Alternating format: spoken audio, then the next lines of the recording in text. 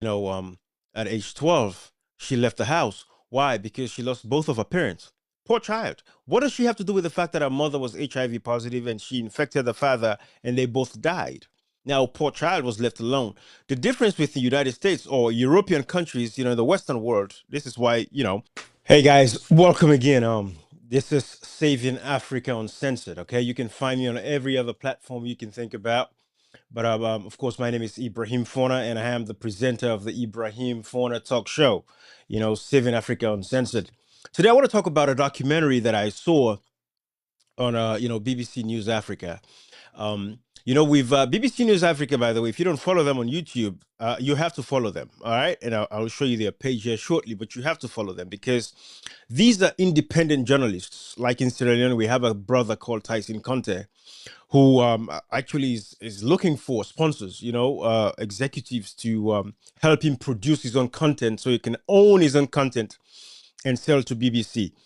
As it is, BBC sponsors those projects for most of these guys. And then, of course, BBC pays them something from, the amount of views and, watch that they have. But I saw this documentary on African girls, that are being taken advantage of. We know this is everywhere, all over the world. Even in America, it happens, but there are tough laws, right? And these laws are really enforced. So we know bad guys go to jail every day. In Africa, though, when you listen to some of the story of these girls that I'm about to share with you, you would see that a lot of times, maybe the cases are similar here too in the U.S.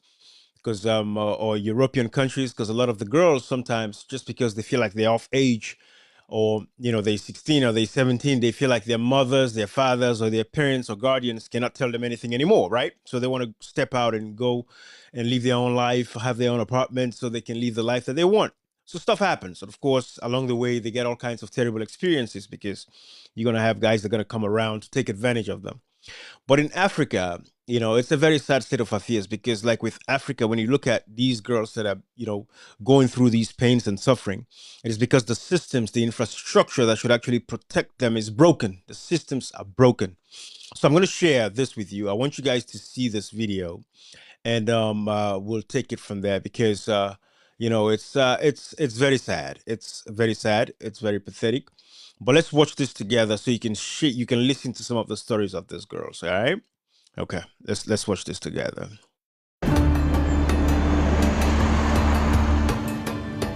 While so much abuse is hidden in the shadows, I've heard of a woman who is making a real difference.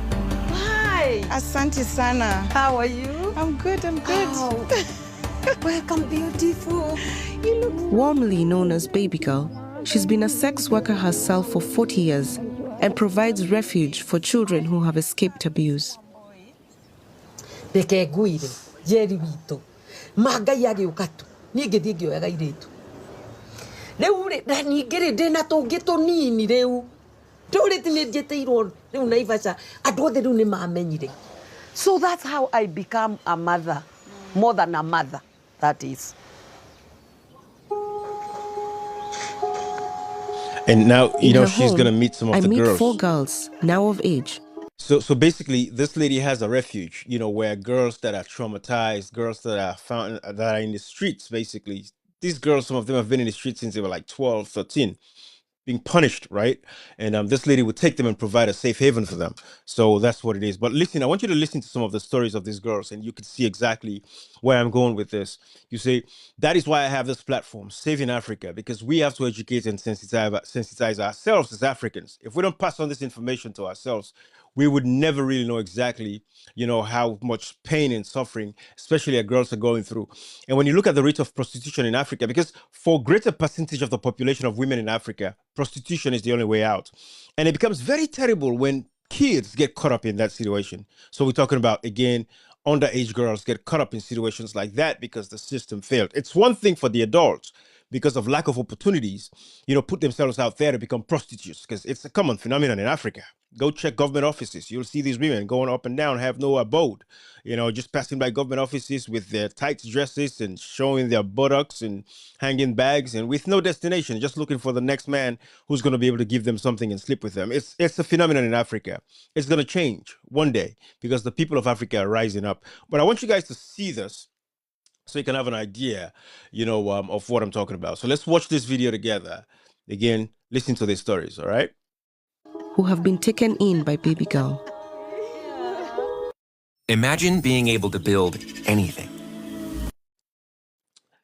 Sorry about these advertisements, but let's get back to it. Share their stories. Design nitoke kwetu nikasikia babangu akiongea na wazee wengine ati miaka yangu imefika ya nikwe circumcised. Ilikuwa 14 years hapo. Bila nilifika kwa barabara nikapatanga lori yenye ilikuwa inakuja sasa na huku of which sikwambia ni wapi. Wamenikubalisha niingie. Sasa ndo anza sasa safari. Wakaniambia tuwezi kupea lift na yani na wewe si nini yetu, yani wewe si mwanaume mwenzetu, yani hivyo bure. Each girl's home life was a driving force. But we don't have those infrastructure in place in Africa, you see, because again, in the U.S., let's assume that if that was a practice that was canceled, this girl can run away and go find somebody to talk to, right? And because nobody would take advantage of her at age 12 because they know the consequences of their actions, right? Because no matter how long it takes, the statute of limitation does not expire on cases like those. So, but in Africa, the institutions are not there. These kids run into troubles, with the family. They have no other place to go to. There's no social safety nets for these kids, right? So let's watch this together. Watch this. Michelle lost both her parents to HIV and she was evicted onto the streets. Because I died. Na I was waliniita kama mtoto ameleta cases in the family since mamangu ndo aliniletea babangu gonjwa akakufa. So I was that forbidden child. So I went kwa streets za Eldoret nikakaa huko. Ukiwa na miaka ngapi? Class 6, 12. So nika meet a certain man kwa streets. Akanichukua, hanijui kwa ananitumia vibaya. Juu literally tuseme nilikuwa namlipa juu ananisomesha. Na get hata nikifika mwisho, unafika mwisho uende wapi? I've got no one. Babangu alikuwa anatujengea. Lillian was. So before we come to her story, so the story of this other girl, basically, what she was saying was, at age 12, she left the house. Why? Because she lost both of her parents. Poor child. What does she have to do with the fact that her mother was HIV positive and she infected the father and they both died? Now, poor child was left alone. The difference with the United States or European countries, the Western world, this is why, I'm here with platforms like these to bring these level of, civic education, sensitization to our population, to our brothers and sisters out there in Africa that have never had, or sisters that have never had the opportunity to travel. The difference in situations like these, in Africa, if we had the infrastructure, right, these corrupt politicians, if they had built the systems in place, for example, a child who is an orphan and does not have nowhere to go, in the US or in the European countries, the government is going to take them. They have foster homes that they can, care for them. The government will provide something for them, to those families that will take them, provide, some form of EBT, food stamps and stuff like that, right? For these kids to be able to have, a fair life, until they become of age, of course. So in a case, 12 years old, that is the situation. 12 years old, both parents died to HIV/AIDS. She has nowhere to go. She went somewhere, this man took her in at 12 and started exploiting her, abused her, used her up. You see, that was our case. And this is happening in Africa because corruption, politicians have decided to take over, and not give the people what they deserve, right? People don't have access to resources to help them. Kids don't have access to resources. No politician's child would suffer like this, right? A 12-year-old, because both parents died, would be out in the streets. No, none of these politicians would ever face this. Their kids would never face a situation like that. And that is why you have people like myself, and we're calling our African brothers and sisters to wake up and understand that until you stop supporting these politicians blindly and think about these kids, think about these girls, that are actually suffering and going through situations like these, Africa is not going to go anywhere. So we have to recognize these problems that we have. And until we come together and build the infrastructure, build the systems that's going to work for everybody, Because there's going to be crimes. There's going to be people always that are dangerous to society. But if you have systems in place, politicians don't only think about themselves, they think about society, think about children that will be affected, by their crazy and stupid, corrupt actions. We would not have the situations we have. Let's listen to this other story of this girl. Member took her in.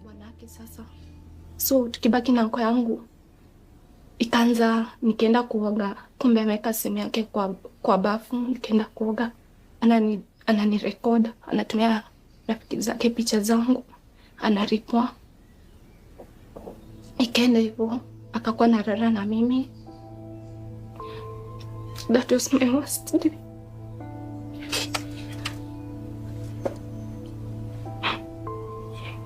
How old were you? I was 12 by then. She tried to run from abuse, but was raped by a truck driver. You see how terrible it is, guys? Again, 12-year-old, this girl. Her uncle took her in. The uncle started taking pictures of her when she was 12 years old. He was selling the pictures to his friends.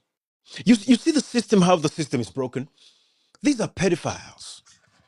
Imagine an uncle, a grown adult man, taking pictures of a 12-year-old girl and selling it to friends. And those friends could not sum up the courage to call the police so that they can save this young 12-year-old child. That's the difference with Africa in European countries or in the United States of America. This is why civic education is key. This is why the people have to be educated. This is why people like myself, we are here, saving Africa uncensored. We're not holding anything back. We're coming at you. We're hitting you guys with the facts. A 12-year-old child should not suffer what these girls are suffering or what they suffered. And there's going to be more because nothing has changed. These politicians in Africa don't care. They don't care about these girls. They don't care about these kids because their children are not going to be faced with situations like these because all of them, their children, their kids are protected. If they're not in the country, if they're in the country, they're attending private schools, they have security guards, they're protected. They would never find themselves in a situation, right? If they send them overseas, they come to school. But look at this girl, 12 years old. Our uncle was actually taking photos of her when she was taking a shower, and he would sell the photos. Nobody stopped him. His friends were buying the photos from him. Bunch of pedophiles. This is in Kenya, and I'm sure it's in every other African country, not just Kenya. We have loose people all over the place because politicians have failed to put infrastructure in place to protect these kids and these young children. This is what is happening. All of this, it ties back to our politics. Because until we have politicians or leaders, that are serious about the people, that care about the people, we're not going anywhere. And that's how you compare, you contrast these situations in America. Can you imagine a friend of mine takes a picture of a 12-year-old child and sends it to me? Matter of fact, selling it to me? Boy, people get shot in the head for stuff like that. That is the worst form of pedophilia, right? So these are the things we're saying, but the people don't have a recourse. Like this girl. Now, the uncle who was actually taking photos, was he prosecuted? We don't even know. I saw a story by Dark Man, very dark man, the other day, the Nigerian guy. You'll know who I'm talking about. He had a video where a mother and a daughter, 12-year-old child as well in Nigeria, they came to him to report the fact that the daycare or school where the child attends, one of the security guards was actually having, with the 12-year-old girl. I think he did it about 3 or 4 times before the girl finally, had the courage to tell her parents. So it is a phenomenon. Why? Because the systems are not there to stop this nonsense. People like those are still roaming around free. The guy's not been prosecuted. So Very Dark Man is now trying to get the guy to be prosecuted. And even if he goes to jail, what's the guarantee that he's going to spend the rest of his life there? Because we know how Africa is. The systems are corrupt. And this is why activities like these, continue to happen in that country. So let's continue to listen to their stories. 12-year-old kids. How can a grown man sell the photo of a 12-year-old child taking a shower? And then he started raping her. His own niece. This is his own niece. The system has allowed it to happen. But when you tell your people to vote for people that are serious politicians that are going to change their lives and make sure that they implement policies and change the system so that so our brothers and sisters can stop running away to Europe. Listen to the story again. Listen to the other story. Who brought her to my mahio. You know, this is terrible, guys. Let's listen to this one. Jesh left alcoholic parents, ending up in my mahio at just 14 years of age. Siku ya kwanza nililala kwa kibanda, lakini ni kama nikiingia kuna mwenye aliniona nikiingia. Akanifuata. Wakati sasa alikuja akatutokea. Ule tu mwanaume mimi alinishika. Wakati alinishika,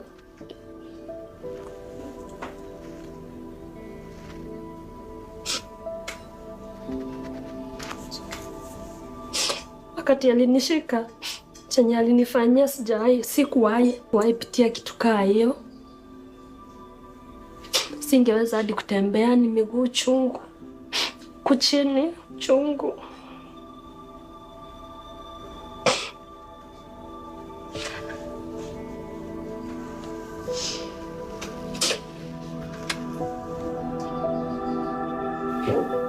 I didn't know what to expect. So guys, you see, this is why we bring stories like these to you all, to our brothers and sisters in Africa. And when we tell you, we guide you, we show you the pathway to say, hey, these politicians that you guys keep putting in power, these political parties, because in most African countries, we only have like 2 political parties rotating power, right? Constantly. If they go for 2 terms, then the other one comes. And so it's a vicious cycle, right? The same politicians, same political parties, nothing is changing in the lives of the people. But the reason why we bring stuff like this to you is for you to know that this girl, as an example, the last one that explained that story, she was 14 years old. She had alcoholic parents. We want every child to be equipped.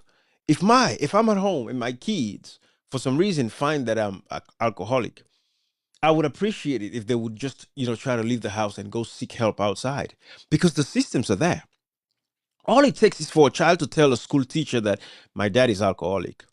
That is going to alone just start a conversation, an investigation, right? Because now this teacher is going to pass this on to the administrator of the school, and the administrator of the school has the responsibility to filter these to the police department or the child protective services, because it's the child protective services that have the responsibility to protect the kids. In Africa, I know we have semblance of these, but are they effective? That is the fundamental question. I'm sure in Kenya, they have those. Are they effective? Can they be bribed? Because we know some people commit crimes, they have enough money to give these guys, and that's the end of it. In America, in overseas, in Europe, there's no way you can bribe a child protective services officer that comes to investigate an allegation made by a child, right? So that is what happened to this girl. At 14, she left because her parents were alcoholic.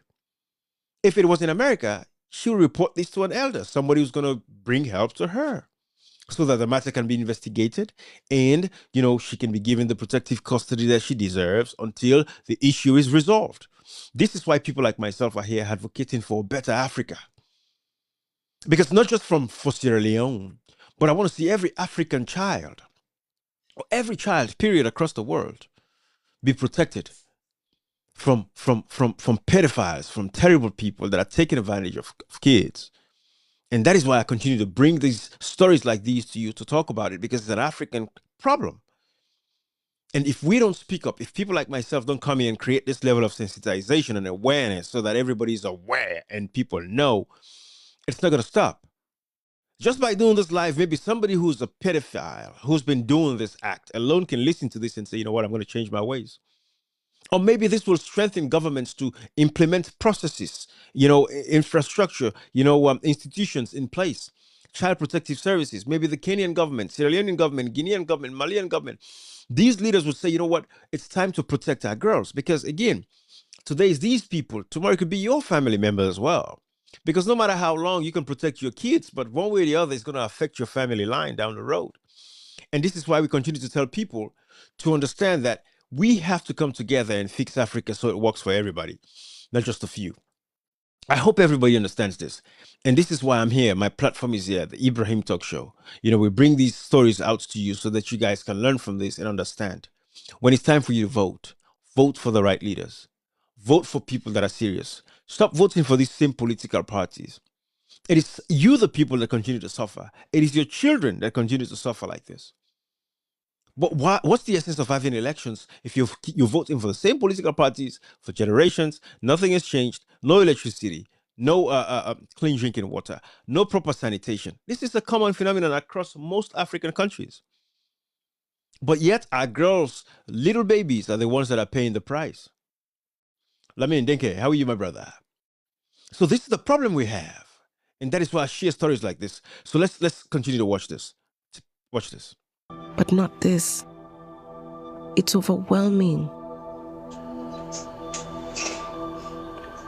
Each of these young girls fled trauma, only to find even greater danger on the streets of Maimahio.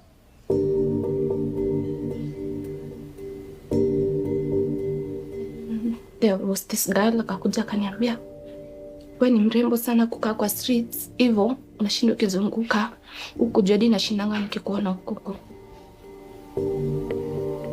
At first alinichukua akaniweka kwake, mama hata si msichana. But ilifika point akaniambia, sasa we si mtoto tena, na nilikuwa nakaa na wewe juu nilikuwa naona you are still mdogo, but now you can do it for yourself. Juu sijaifanya kitu kaa hiyo.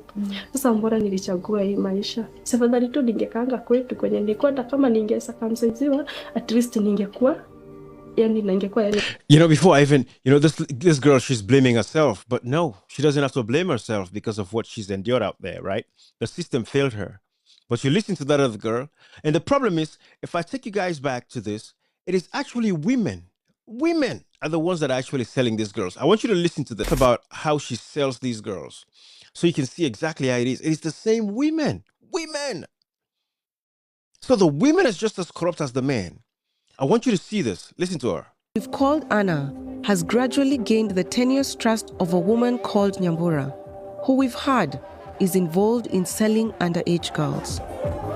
I built a strong rapport with her, and she eventually opened up about the young girls operating under her. Prostitution ita cash crop kushana nikio to benefit ita cash crop so tio do munene aru de na ni maina na we na muno patri maina le to get to con stress pero na kira takere una kira fumu no mo ndi na shikwa how no dai dero le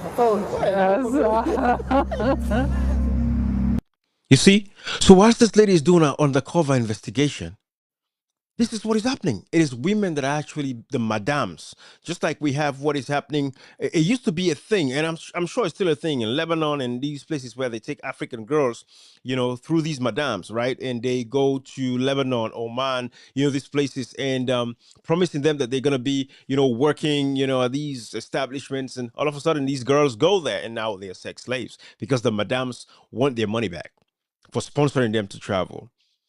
Excuse me. So it's been a phenomenon. It's a thing that is happening, So, but women are just as dangerous as the men themselves that are involved in these kinds of activities. It is terrible. It is terrible. And it's across Africa.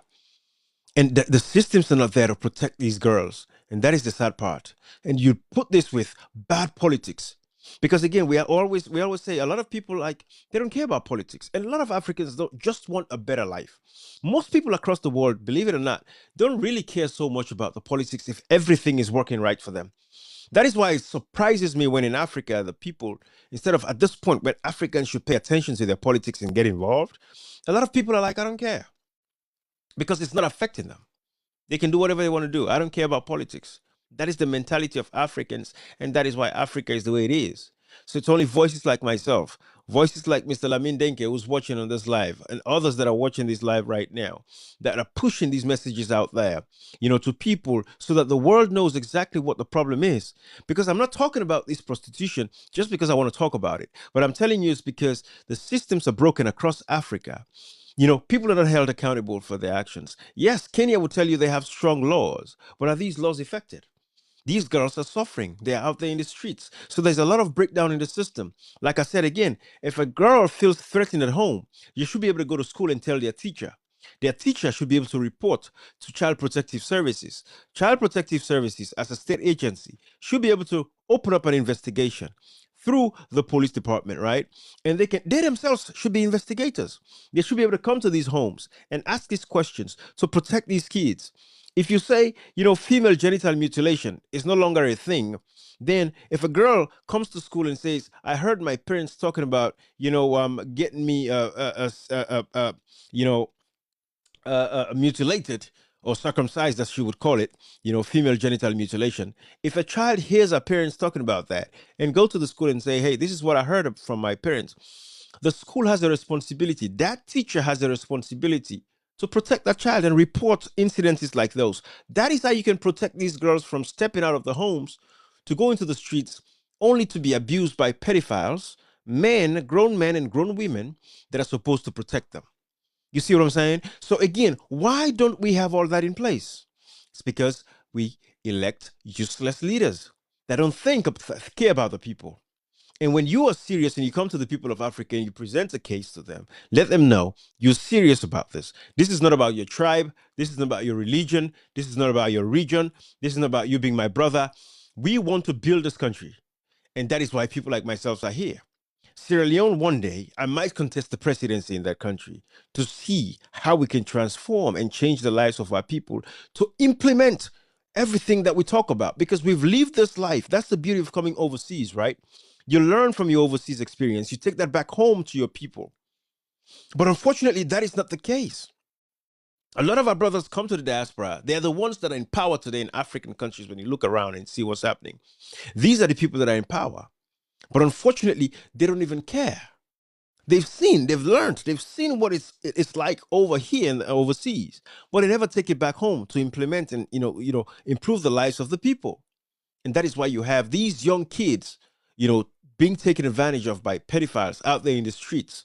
Look at their cases, all of their stories. If you go back, and by the way, I promised that I was going to show you guys the platform. It's this right here. I want you guys to see it. This is what it looks like, okay? So this is Kenya's child sex trade. It's on BBC Africa. All right, you have to let's see here. Work in IT. How does cutting 40% of your work? Right here. All right, BBC News Africa. This is the platform that you can find this video if you want to watch it in full. All right, and of course, they do a lot of these kinds of documentaries. I know we have, again, like I said, from Sierra Leone, we have a brother, Tyson, Conte, who has done some very powerful, documentaries. If you remember this documentary from Tyson Conte, our brother admits his crime. But this is not the case with the other convicted sex offenders I talked to. It's not the charge the way you to have sex with underage below 17 to 18 years. The interview me for sexual penetration for children that I'm taking care of. Not only doing, I will give you 25 years of imprisonment. So you are guilty of the offense? I never done it. My conscience, my heart, my spirit, everything about me. Yeah. Even so this was a documentary done by Tyson Conte. Out of control. You can watch According this to police statistics, reported cases of nearly doubled last year to over 8,500. Talking about things got so bad that in 2019, the government was forced to act. All right. And therefore declare so this is the thing across Africa. We know, thank God for organizations that come to Africa to help these governments. Sometimes they provide funding, and then you see some action, some traction on protecting girls and stuff like that. But otherwise, there's a lot of work that needs to be done to protect these girls. All right. So guys, I want to touch base with you. It's been a while, but I wanted to share this documentary with you so you guys could see it. Like I said again, go watch the whole thing, and you will be glad you did. All right. But it's BBC, News Africa. It just came out, and you'll be glad you did and you watched this. All right, guys. Bye-bye, everybody. Take care of yourself. Lamin, thank you. Thank you so much, brah. Yeah, civic education is key. Again, make sure you follow and like the platform Saving Africa Uncensored. My name is Ibrahim, And until next time, I have moments and times to come back. I'll talk to you and bring you more content like this so we can create that awareness and that civic education across Africa. Africa is going to rise. The people of Africa deserve so much better, okay?